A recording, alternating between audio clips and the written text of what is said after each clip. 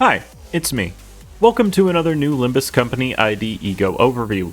This week's update brought back the Nocturnal Sweeping event, and along with it came a new triple out ID in the Middle Big Brother Heathcliff, and a brand new ZAYIN Ego for Rodion in Into the Sunset. Both of these new pieces of support are combinations of Burn and Bleed, though those things, while helpful, are not the primary uses for either. Heathcliff is designed to be a support damage dealer for Envy Resonance setups, and Rodion's Ego is much more of a support tool for healing and inflicting fragilities, and they're both extremely useful in that support role. So without further ado, let's jump into their kits and see why exactly I specifically am so excited for them. The Middle Big Brother Heathcliff is the most luscious of the middle IDs, and that Envy Res guide is gonna have to wait because this is not Outis. But for the first time in recent memory, a new ID doesn't have 5+ new statuses to talk about. First off is his version of Book of Vengeance, which stacks up to 30 and increases both offense and defense level by 1 for every 5 stacks. It never goes away, so it's a great way to scale his amazing counter that all middle IDs come with, while also reducing the damage he takes. His other status is Vengeance Tattoo, which stacks up to 20 and increases damage of base skills by 1% per stack. Once his passive is fueled, he gains up to 7 Vengeance Tattoo per turn based on your Envy Resonance, and your goal is going to be to get this to 15, though you aren't exactly required to do this. Much like Ring Hong Lu, it's better to wait until the payoff is fully boosted, though unlike him, you can do it multiple times per encounter. He gains Book of Vengeance in increments of 1 whenever a middle ally is hit, as well as inflicting 1 Vendetta mark to the attacker in the process. This is really going to incentivize you to use other middle IDs with him. It also specifically helps to increase the speed at which Sinclair builds up his own Book of Vengeance, since he needs enemies to have a lot of Vendetta mark, and Vendetta mark also just increases the damage of middle IDs. Keep in mind that this also triggers on himself. So even if you have no other middle IDs, he can still gain Book of Vengeance, it'll just be a lot slower. He also gains 3 Book of Vengeance whenever any ally dies, which can actually help in some fights nowadays. When returning to combat or substituting in, he gets a free use of his skill 3 at the start of combat, much like the Heisho IDs do when Lord of Hongyan is on the field. It also grants all middle allies 1 offense and defense level up at skill land, which is kinda just window dressing, but it's still nice overall.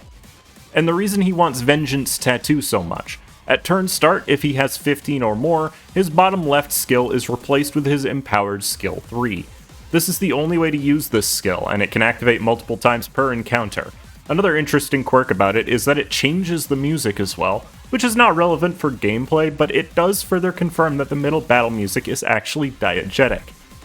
Complete and Total Extermination is a 16 to 26 rolling blunt envy skill with a single unbreakable coin and 3 attack weight, and can become up to a 24 to 34 based on the target's burn, bleed, and vengeance mark. It can gain 1 attack weight by having 20 or more Book of Vengeance, can deal up to 230% more damage based on his missing HP if the target is staggered, and if there are fewer targets than the attack weight, and gains up to 6 offense level based on your highest resonance. Envy Resonance makes the coin deal additional fixed blunt damage at the end of the skill, up to 42% of the final damage. It inflicts a ton of bleed, burn, and tremor potency, and also triggers Tremor Burst. That said, he doesn't actually count as a Tremor ID, since this skill isn't in the default rotation, and it's his only skill that inflicts Tremor. This skill deals an absurd amount of damage for being only single coin, and that damage spreads in the way you would want it to based on the number of targets. What's really cool here is that each kill the skill gets gives you a Sin resource that you own the least of, making this ID capable of generating every type of affinity and technically fueling any of his own ego. But even outside of that, the fact this skill is so powerful and can be used once every 2 to 3 turns no matter what, makes it really easy to get off multiple times per fight, and makes him an extremely reliable damage dealer too, even without even using his counter. And bold of you to assume we were done talking about always active passives. While Heathcliff is on the field, all middle allies who chain a counter take 20% less damage from attacks, which helps perhaps more than any other support he provides, since they are a faction that relies on getting hit to deal the most possible damage. On top of that, at 4 or more Envy Resonance, middle allies adjacent to him can't be staggered by attacks, And at 6 plus Envy Resonance, which as a reminder is the amount needed to empower the counters of the faction, all middle allies can't be staggered while they can still counter during the turn. Getting staggered is one of the only things that can stop your counters from being used, outside of just not being hit, and guaranteeing that they will never get staggered beforehand will increase your damage and survivability by a lot. Plus, the middle just wants Envy Resonance as high as possible anyways, so there's a good chance this just makes middle IDs completely unstaggerable when played right. Lastly, his support passive grants all middle allies one attack power-up this turn and next turn if a middle ally is killed. This is really unimportant, since the team will want Heathcliff on the field as often as possible anyways, so you're not likely to get much use out of it. Even in a team designed to have him appear later, which you can do, but I don't think it's really optimal to do so. Like with other middle IDs, we'll talk about his defense skill last. Kicking is a 2-11 rolling blunt wrath skill with 3 coins that can become up to a 3-15 based on the target's burn, bleed, and vengeance mark. He gains a small amount of aggro to encourage enemies to attack him, and actually inflicts a lot of potency for both burn and bleed. The stagger threshold lowering and SP healing is not very important for him, since he has other ways to gain both of those things better. His passive makes him unable to stagger as long as he's using his counter anyways, with 6 or more Envy Resonance at least, and when it comes to damage, this skill is a lot better than it looks. I conveniently skipped the part of his main passive that allows him to use kicking as an unopposed attack against any enemy who attacks a member of the middle. He's like Kurikomo Heathcliff, but requires his faction allies to get hit instead. Or himself, since it can also trigger when he gets hit. In a team featuring several middle allies, this will activate every turn once the passive is fueled, since you need to use your counters a lot anyways. A 3-coin skill 1 that you get to use for free once per turn is going to contribute to your damage quite a lot, and the amount of potency being so high helps them with all of their conditionals as well. Watch Your Back is a 4-16 rolling blunt envy skill with 3 coins that can become up to a 6-21 based on the target's bleed, burn, and vengeance mark. It inflicts a really decent amount of count for both burn and bleed, as well as 2 paralyze on the final hit, which will reduce enemy damage a lot. It does gain bonus offense level from resonance, but it being envy doesn't double the amount like usual on middle IDs. Instead, he applies 2 offense level up to his adjacent allies at combat start, which helps allies with clashing, damage, and counter rolls. And for some reason they forgot to put a hard once per turn on this, so giving him extra skill slots can double this effect. And somehow this is his skill that is used the least out of all of them. The fact it's so good despite that speaks to how nice this ID ends up being overall. My Hair Coupons is a 10-22 rolling blunt envy skill with a single unbreakable coin that can become up to 18-30 based on the target's burn, bleed, vengeance mark, and your envy resonance. It also gains up to 6 offense level by highest resonance, and can gain up to 2 attack weight if he has 20 Book of Vengeance and 6 or more envy absolute resonance. It has the same extra damage based on having too few targets, and inflicts the same amount of potency but lacks the tremor when compared to the enhanced skill 3. While the overall damage is a little lower, it's still an incredibly solid skill that you will use a lot, because just like every middle ID except for Merceau, this skill can be used as a counter at 6 or more envy absolute resonance. It also grants extra vengeance tattoo for every kill it lands, which is nice for his acceleration, and this is also technically the first counter that can be used which can have extra attack weight, which is really funny to think about. Payback is a 5-13 rolling blunt envy counter with 2 coins. The big draw is the ability to use skill 3 as a counter, but it also serves another very important purpose. He heals up to 10 SP for 3 middle allies based on your envy resonance. One of the biggest holding factors of the middle is that they can't gain SP if you want to use their counter early on in a fight. This is important because it lets you bypass that issue entirely, granting as much SP as a clash win at its maximum. It also helps them win clashes early if you do choose to do that, and that's frequently still a good option early on since you do need to generate 1 lust resource somehow. It's an incredibly good defense skill, and it is his single strongest skill thanks to the SP it gives, since that also triggers even if it's going to activate as a skill 3 when it counters. This ID can technically perfectly fuel any of his own ego thanks to his enhanced skill 3, so instead I'm only going to talk about ego that specifically helped this ID out. Binds is specifically insanely good to use a single time, since giving 5 offense level up to all middle allies who are using counters at 6 plus NV Absolute Resonance will make those counters quite a lot stronger, while also helping anyone who's clashing do that better. The 5 defense level up also helps a lot, since anyone using a counter will take even further reduced damage too. NV Resonance teams frequently give charge to allies who don't need it, so move-in Reg being able to boost his burn infliction while also dealing a lot of damage and providing an outlet for all that charge is going to be what is probably his most important ego. You only need to use it once for that extra burn infliction, and the ego itself is also incredibly solid for damage. It's also almost perfectly fueled by himself, and one gluttony is actually pretty easy to get in this team thanks to Sinclair. Holiday also helps him to inflict more statuses. Needing to counter means he will frequently have negative effects, so its passive will almost always be active. Body Sack is still really good too, being a very cheap option to use for NV Resonance if you specifically need to clash, and the extra attack power and haste after killing enemies is something you can never go wrong with. Asymmetrical Inertia can't give Clockwinding to him due to literally having no sloth at all in the NV Resonance team, but one use of it effectively makes his enhanced skill 3 inflict 1 fragile to all targets, which is always helpful. This is definitely the most niche one of the bunch though, so don't feel like you need this ego for him to be good. And lastly, AEDD helps to soften the blow from trying to use his counter if your team randomly gives him charge, since it will make him spend charge to heal after he gets hit. This guy is the new backbone of the NV Resonance team, specifically one that features a lot of other middle IDs. Any of Ishmael, Sinclair, Don Quixote, and Merceau are highly suggested be run with him, in that order of prioritization, as he makes all of them substantially better. Merceau can stay on the bench since he has a really good support passive, but other than that you'll want to have all of them in active slots. And they're the best units to bring if you want a high amount of NV Resonance while almost guaranteeing that you deal a lot of damage at the same time. That said, In the Name of Love and Hate Don Quixote is still fantastic when it comes to being able to deal a ton of damage in traditional methods rather than having to counter. She'll enter negative SP mode very quickly though, so keep that in mind and try not to have her corrode on accident. There's tons of great charge IDs and some that are pretty good which fit into the NV Resonance team. Reindeer's Rodion and Honglu are the pretty good ones, dealing solid damage but taking a long time to ramp up on their own. Multicrack Faust and Red Eyes and Penitence Ryoshu are the great ones, both dealing very heavy damage, and Ryoshu even brings along the ability to heal allies. As a result of this, AEDD Gregor and W Corp Outis are both incredibly good choices to bring along.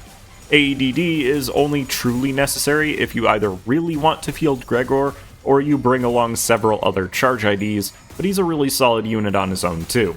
And Outis is still required for this team with no better NV Resonance option, since I'll Go for Scissors is a required ego to generate other resources, allowing you to generate mass amounts of other Sin affinities and provide some healing.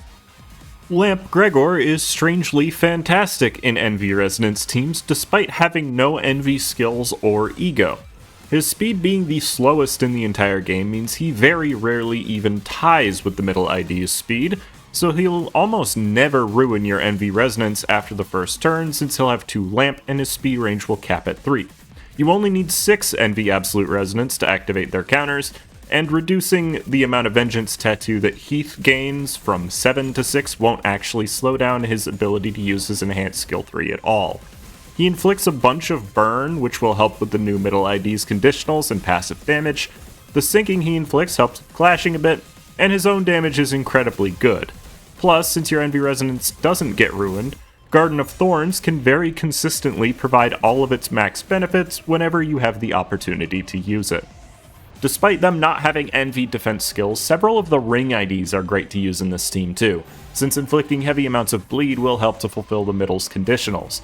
Faust, Honglu, and Rodion are the big ones here, all having both an NV skill too, as well as at least one NV ego to actually contribute to your resonance for turns when you want to use your big counters.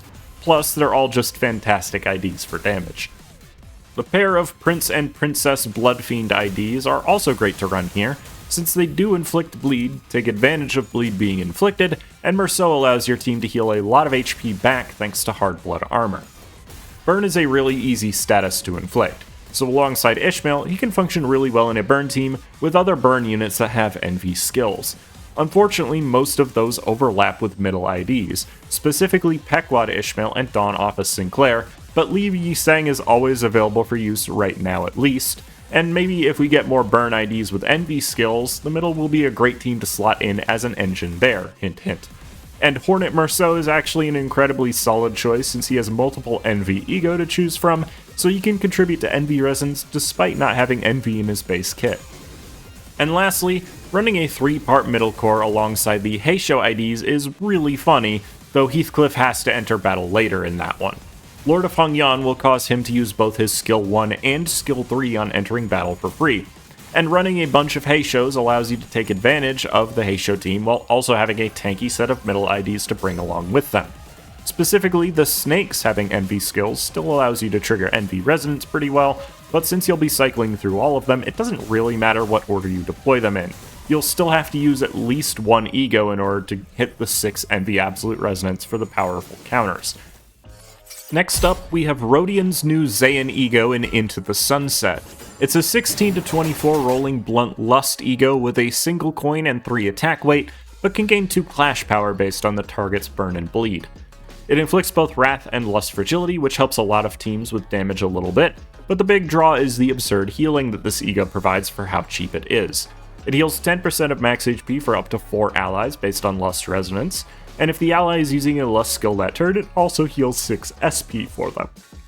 It also applies a new effect called Scarlet Moth, which provides a very small amount of passive healing for both HP and SP, but isn't super impactful.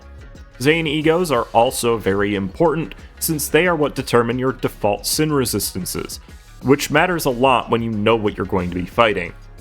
The big amount of healing is not the only incredibly good thing it provides though.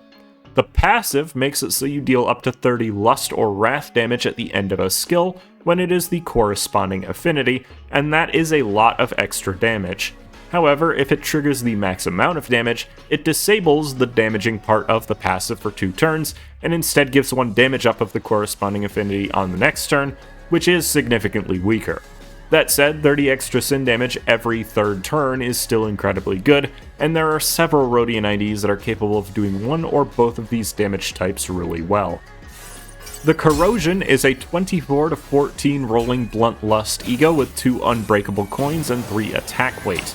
It deals extra damage based on the target's burn and bleed, and also if you are performing Wrath or Lust Absolute Resonance anywhere in the chain.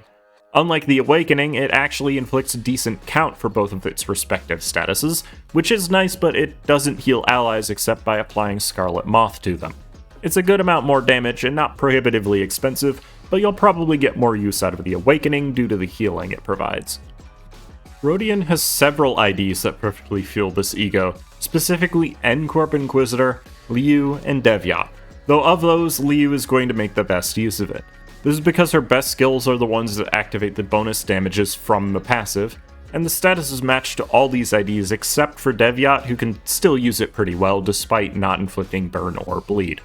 Ring Fauvist and Princess also make fantastic use of this ego since their best skill is the one that activates the passive, though they can't perfectly fuel it on their own.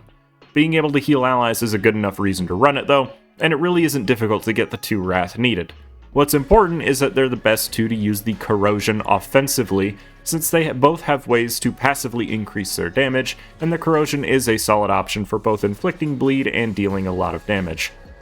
But just in general, in any team that can fuel this ego, as long as you don't want Pride resistance for that specific fight, this ego is always going to be better than what is cast, simply due to it giving you an option to heal the team with. And that's about all I have to say about them. I absolutely love every new middle ID that gets released. They're my favorite faction, and Heathcliff being simultaneously their best support unit and also one of their best damage dealers makes me very happy since they're finally giving this team some real heavy hitters. And Rodion's ego is a great option for healing, not that she didn't already have those, but also provides great support for dealing more damage. I have both in my company in case you want to use them before they're shardable. Just as a reminder, I put them there basically right after the update, even if the overview comes a few days later. I don't think you necessarily should pull for them, but I do recommend sharding them. Be sure to like and subscribe as it helps me out a lot, and let me know what you think about these new releases in the comments. Thank you for watching my video, I hope you have a great rest of your day, and I hope to see you again soon.